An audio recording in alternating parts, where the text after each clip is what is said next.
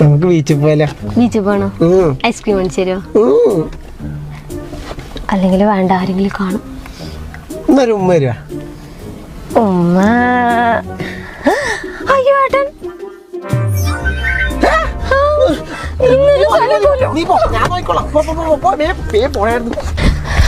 ആരടി വണ്ടിന്റെ അകത്ത്? രണ്ടു കൂടി അതിന്റെ അകത്ത് പരിപാടി ഒന്നുമില്ല.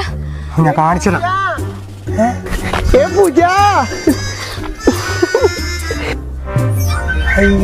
പൂജ ഇതായി ചുള്ളൻ.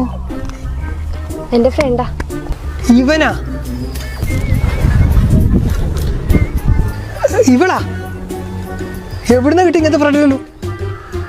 ആ എന്നാ ഞാൻ വീട്ടിലേക്ക്. Hi hi.